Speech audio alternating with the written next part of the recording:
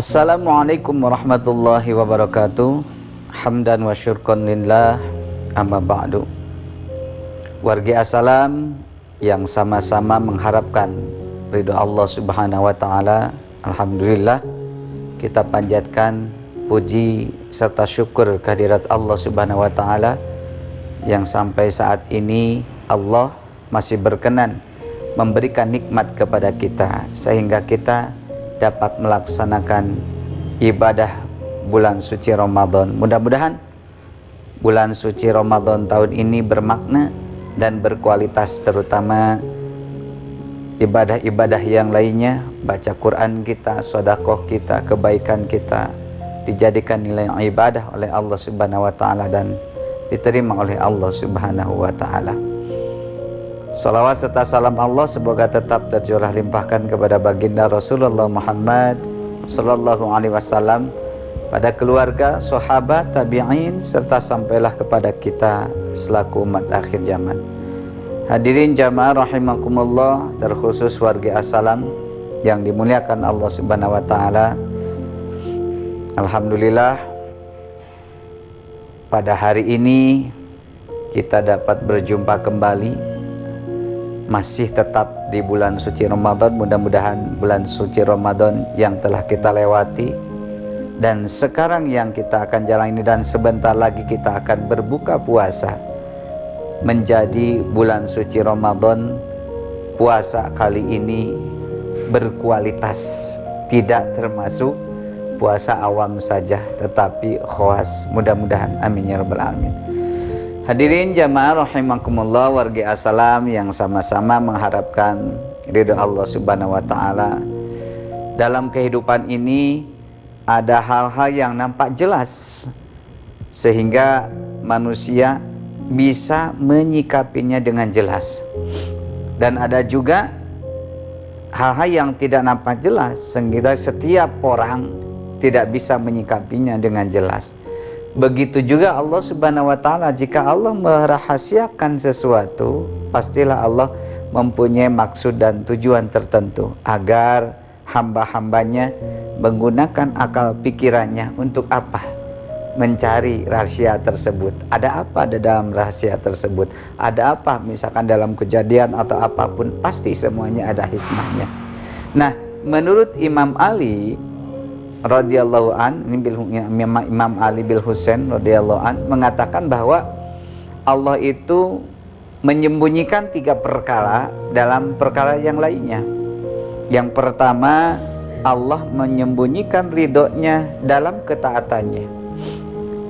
Nah, mungkin saja atau mungkin kita selaku hambanya kita telah melaksanakan ketaatan tersebut, tetapi kita tidak tahu dalam ketaatan mana Allah menyimpan ridhonya. Dalam hal ini pernah dialami oleh Imam Al-Ghazali. Beliau pernah bermimpi bahwa beliau ada yang mengatakan, ada yang berbisik itu bahwa, hai Ghazali, sesungguhnya yang menyebabkan kau dimasukkan ke surganya Allah itu bukan engkau menulis beratus-ratus kitab, tetapi ada satu amalan terkecil yang kau lakukan. Nah, itulah amalan yang menyebabkan bahwa engkau dimasukkan ke surganya Allah. Apa yang aku lakukan? Ketika engkau menulis kitab, nah tinta dalam pentamu habis, sehingga engkau akan mengisi kembali. Ketika akan mengisi penamu dengan tinta, engkau melihat seekor lalat yang hinggap di dalam tinta tersebut, di luarnya maksudnya. Engkau mendiamkannya dan engkau berpikiran, lalat tersebut sedang kelaparan. Maka engkau biarkan sehingga lalat tersebut kekenyangan, sudah kenyang gitu ya, dan terbang kembali. Nah, itulah amal yang terkecil. Mungkin ini juga pernah dialami oleh kita, namun berbeda dengan beliau. Terutama contoh kalau ibu-ibu atau misalkan bapak-bapak memasak ayam goreng asin ya, ikan asin gitu, disimpan di atas meja, di luhuran meja. Tapi ayahnya datang seekor kucing, dimakan tuh ayam goreng yang telah dimasak oleh bapak dan ibu tersebut. Apa yang terjadi?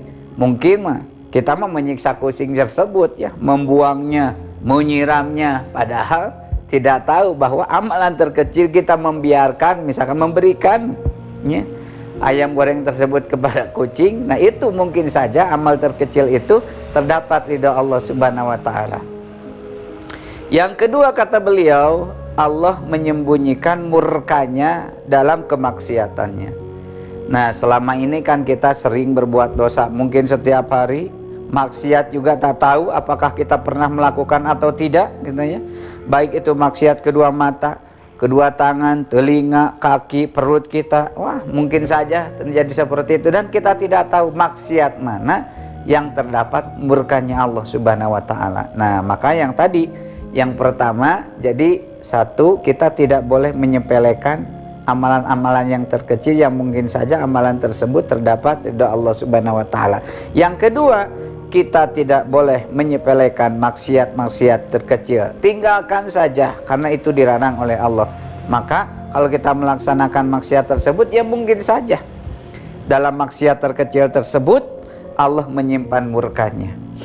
Yang ketiga, kata beliau, Allah menyimpan walinya di antara kita semua. Maksudnya apa?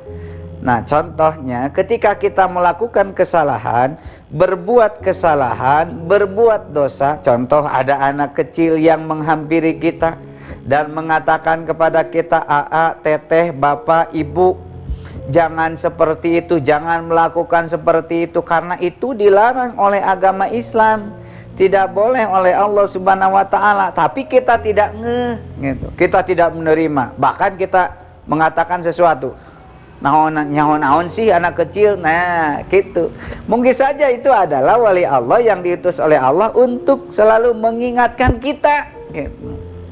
Jadi siapapun itu, mau anak kecil, mau saudara kita, istri kita, atau suami-suami ibu, tetangga-tetangga kita semuanya, kalau beliau semuanya menasehati, memberikan mau'izatul hasanah, nasihat yang baik, mengingatkan kita, nah itu yang dimaksud dengan wali Allah, utusan Allah agar mengingatkan kita supaya kita tidak berbuat hal yang seperti itu yang tidak diridhoi oleh Allah Subhanahu wa ta'ala. Jangan merendahkan orang lain yang di hadapan kita, baik itu anak kecil atau siapa, karena mungkin saja gitu orang tersebut lebih baik daripada kita. Mungkin saja kita tidak memiliki hal yang sebaik orang tersebut. Nah karena dalam Al-Quran surat Al-Hujurat ayat 11, di sana Allah memerintahkan ya, hai orang-orang yang beriman gitu, kaum laki-laki di sana dan kaum perempuan, janganlah engkau mengejek seseorang atau merendahkan saudara-saudaramu yang di depanmu, saudara-saudaramu, tetanggamu, atau siapa saja. Dan mungkin saja jadi orang yang dilecehkan kita, orang yang direndahkan kita, itu lebih baik daripada kita, baik itu ilmunya, baik itu ibadahnya, atau apapun itu. Nah itu adalah anjuran dari Allah Subhanahu wa ta'ala, perintah yang diberikan oleh Allah Subhanahu wa ta'ala kepada orang-orang yang beriman.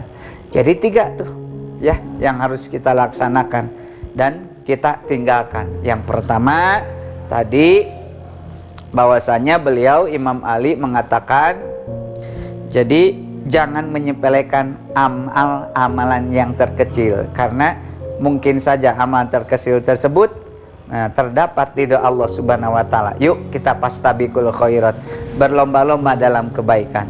Yang kedua, jangan menyepelekan maksiat-maksiat terkecil. Mungkin saja di maksiat terkecil tersebut terdapat murkanya Allah Subhanahu wa ta'ala. Yang ketiga, jangan sampai kita melecehkan dan merendahkan orang yang di hadapan kita. Mungkin saja orang-orang yang direndahkan oleh kita itu lebih baik daripada kita, lebih tinggi ilmunya daripada kita, lebih bagus ibadahnya dari kita.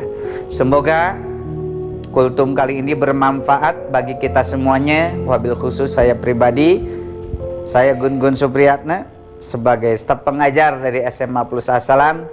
Mudah-mudahan sekali bermanfaat. Tetap semangat menjalankan bulan puasa dengan penuh semangat gitu ya. Diisi dengan ibadah-ibadah yang telah Allah perintahkan kepada kita dan Rasulullah SAW telah contohkan kepada kita. Wallahu muwafiq ila aqwamit thoriq. Wassalamualaikum warahmatullahi wabarakatuh.